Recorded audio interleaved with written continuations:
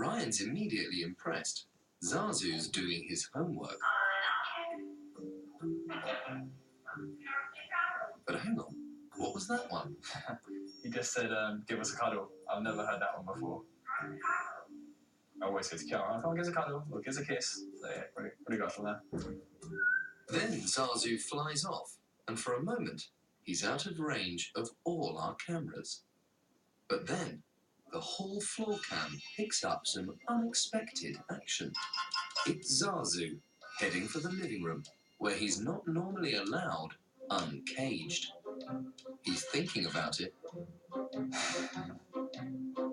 Surely not. Wow. Okay, yeah, that explains a lot of things. He's just opened up the living room door, which was on the latch. Ryan's about to see who's responsible for the scratches on his new white leather couch and those other random acts of vandalism. I know what he's doing now, breaking all my stuff, so yeah, I'm going to have to make sure that the door is definitely not left on the latch.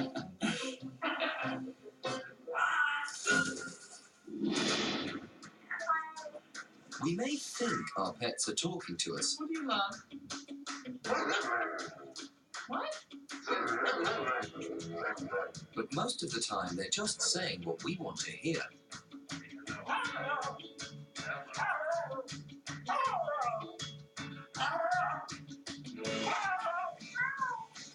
But many of our pets appear to show quite remarkable intelligence.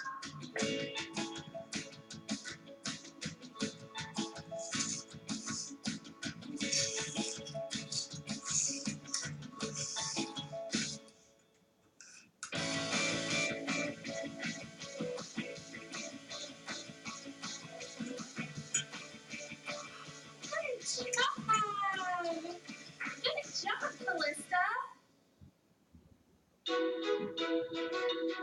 There's a reason we refer to dogs as man's best friend. They can communicate with us better than any other animal.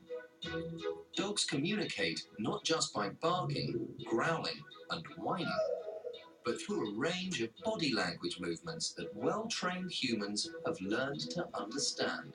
They can ask for food, alert us to danger, or make it perfectly clear where they want to go and what they want to do.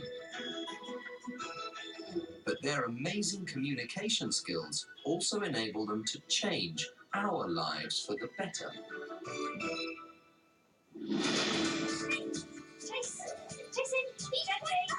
For Marcus and his 4-year-old black Labrador Ivan, it was love at first bark. From the moment Ivan came home, Marcus just absolutely adores him. They're just really good friends. I play with him, give him a treat and cuddle him. But Ivan isn't just a pet to Marcus. He also looks after him. Oh, that's nice. Ivan is an assistance dog. He's been trained to use his instinctive canine skills to help Marcus live with the effects of autism. For Marcus, the things that he finds really difficult are any sort of change or unexpected thing happening. If he wants to do something or he expects that something's going to happen, it's really difficult for him to wait. And he's very overwhelmed by too much noise, lots of bright colours, lots of flashing lights, anything like that. Before Ivan, Marcus was constantly unsettled and confused. He would even endanger his own life by acting out whenever he was anxious. He doesn't really have any sense of danger, particularly about traffic, so that's a real risk. We just found that we just weren't going out as a family. Ivan's instinctive skills have been harnessed into targeted, practical ways of helping Marcus cope. When we're out and about, Marcus is physically attached to Ivan. He just physically cannot run off and head out into the traffic. If Marcus steps off the curb, Ivan will literally just lean back, and Marcus can only really get the length of the handle of the jacket away, and then it sort of, he remembers and he'll look around and step back onto the curb. When we get to the other side, if the curb is a step-up curb, Ivan will just put his 2 front paws on and wait. Step up. Good. So obviously Marcus isn't going to trip as he goes to step up the curb. It's not just out and about that Ivan makes a difference. He comforts and cares for Marcus at home too. Ivan's trying to do some really specific things. One of which is he will physically lie down on Marcus. Marcus, like a lot of people with autism, likes the sensation of being squashed or squeezed or pressure, and that's actually really calming.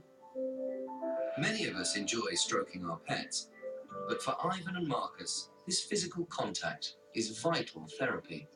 So we're not really talking about Ivan having a nice snuggle. We're talking about asking him to deliberately adopt a position in a controlled way with a child who might well be, a little bit sort of rigid. Just the act of stroking the dog and stroking the ears, that's really calming. There's no doubt that Ivan's deep bond with Marcus has brought his disability under control. It's transformed the whole family. Within 6 weeks, we went from a family who didn't go out to a family who could just go.